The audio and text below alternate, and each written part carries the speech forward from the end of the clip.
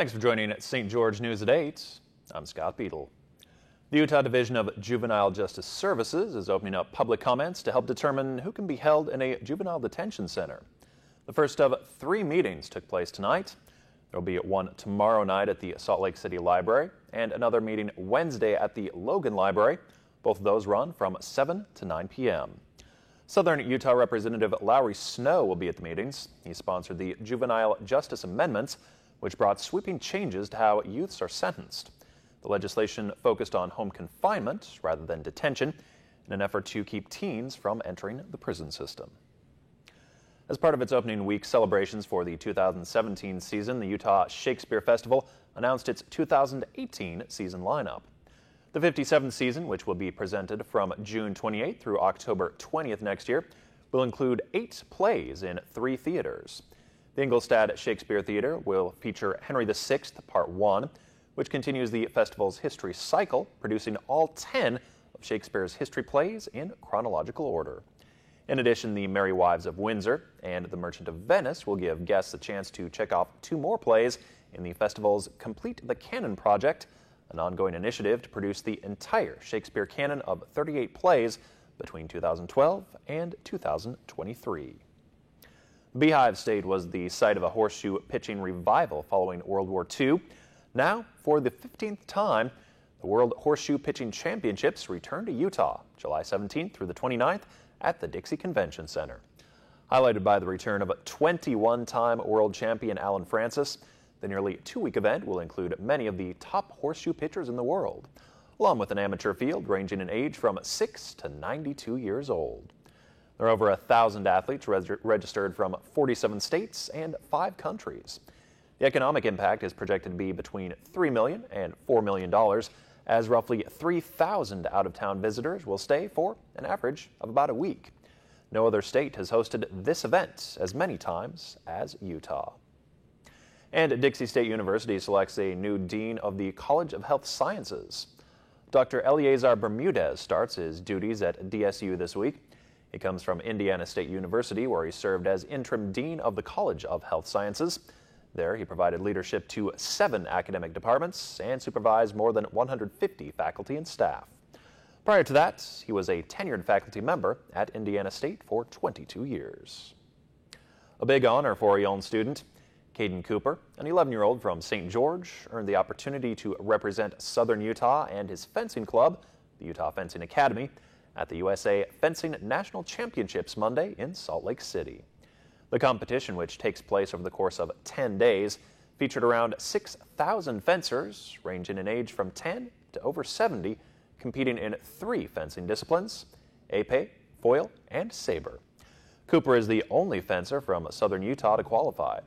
Cooper is competing in the Youth 12 group, one of 212 boys in that competition level. Cooper started fencing a year and a half ago. Now to new details about a meeting between then-candidate Donald Trump's inner circle and a Russian lawyer with suspected ties to the Kremlin. Critics want to know why Donald Trump Jr. did not initially disclose the meeting and why it took him a few attempts to explain the reason behind it. Emily Rao has the story from Washington. Team Trump playing defense Monday after a New York Times report revealed the president's eldest son agreed to a meeting with a Russian lawyer in exchange for damaging information about Hillary Clinton. Sarah Huckabee Sanders saying nothing about Don Jr.'s meeting was inappropriate. There was simply no collusion that they keep trying to create that there was. Kellyanne Conway coming to his defense on GMA. He didn't even know her name, though, George. He had no idea who this person was until she entered the room. And now that detail raising eyebrows. Why Donald Jr. would agree to a meeting at Trump Tower with an unknown Russian lawyer who has ties to the Kremlin and invite 2 of the most powerful people on the Trump campaign, Paul Manafort and Jared Kushner, to join him. After first saying the purpose of the meeting was to discuss Russian adoptions, he now says it was to learn about information that would hurt Hillary Clinton. Trump Jr. saying the Russian attorney's statements about the Democrat were vague, ambiguous, and made no sense. When the topic turned to Russian adoptions, he claims the meeting ended. Democratic Senator Jack Reed weighing in on CNN. That's essentially going to a foreign power and asking for help in the election. But Republican Senator Roger Wicker downplaying its significance. I just think that's pretty much of a great big nothing when it comes to whether there was some sort of collusion. Chief Meteorologist Chris Summers has your Southern Utah forecast right after this.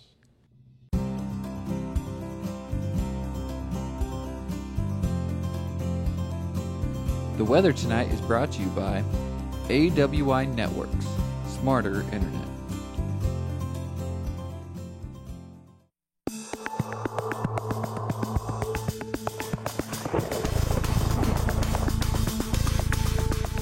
And welcome back, everyone. A good Monday evening to you. Seeing temperatures in the upper 90s here late this afternoon around St. George. Our official high at 99 degrees. Yeah, not triple digits, in the double digits here for our Monday. Normal high 102 and our record high 112 back in 2003. No rain yet, but there is some rain on the radar. Taking a look at the radar, and we can see some showers and a few thunder showers developing across parts of the area. You can see just down Interstate 15 down near Mesquite. Seeing some showers and thunderstorms, more area of showers and thunderstorms through the Grand Canyon as well. Most of this activity is trying to move a little further to the north and a little further to the east. So we're going to keep the threat of some rain in the forecast here in the overnight hours and probably bring that rain chance back even as we get into our Tuesday as well. Taking a look at our future radar then, this is actually Tuesday afternoon. Again, seeing some of that rain pop up once again around our area. Now, overnight tonight, really not much going on. You can see a few showers maybe near Cedar City by early tomorrow morning.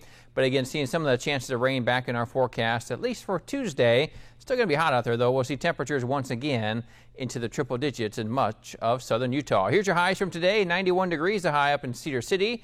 99 degrees in Hurricane, and also here in St. George. 99 degrees in Mesquite as well. Still 106, though, down in Vegas late this afternoon, and 91 was a high temperature in Enterprise as well. So could see some showers and thunderstorms again around Cedar City overnight tonight. Upper 50s to near 60. Everyone else should see mainly clear to partly cloudy skies with mid 70s to even upper 70s in the overnight low category here from Mesquite to Hurricane to St. George by tomorrow morning. So around Cedar City on your Tuesday, upper 80s back in the forecast. You have a few more clouds out there, and again, a little chance of rain in the forecast in Cedar City. 87 degrees our high temperature. St. George, though, back into the triple digits. 101 our forecasted high temperature for our Tuesday. And really not the best chance of rain for us. Looks like the rain is going to stay a little further to our north through much of the day on Tuesday. But we'll keep at least an isolated chance of some storms in our forecast Tuesday, even into Wednesday, too. Still going to be very hot, but by the end of the work week, into the weekend, we take those storm chances out of our forecast and just continue to be hot and dry through Thursday, Friday, and into Saturday and Sunday as well. Here's what it looks like on the surface map. Again, a little bit of green on the map near down in parts of Arizona, extending all the way up into parts of Colorado, really kind of all around our area. But could be some isolated showers and thunderstorms around Cedar City. And again, areas to the north could see a better chance of rain as we head into our Tuesday. Here's what it looks like. 87 degrees of high temperature in Cedar City. Again, a couple afternoon showers. Very possible. West-southwest winds 5 to 10 miles per hour. St. George and southern Utah near 101.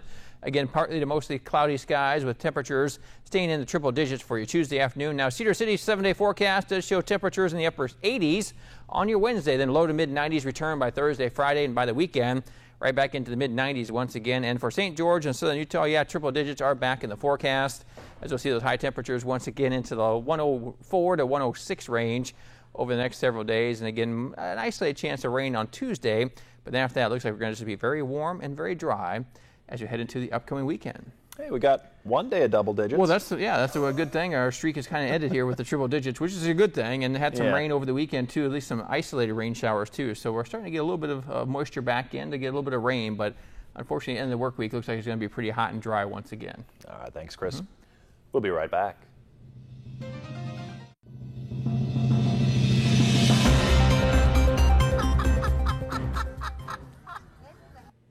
A tradition like no other in Nebraska. Locals dressing, acting, and yeah, even clucking like chickens. Poultry lovers flocked to the Wayne Chicken Show this weekend. The city had a 3-day festival to celebrate the bird. Festival events included a chicken flying contest with contestants renting or bringing their own chickens to see just exactly how far they can fly. Others took part in a chicken leg contest to see who had the best chicken legs, but of course the most anticipated was the show's national clucking competition. Contestants of all ages strutted their stuff, but in the end, returning champion Joel Vavra took home the top prize for the 13th year in a row. Oh, good for Joel. He's got that nailed. That's good. Thanks for watching. Have a great night.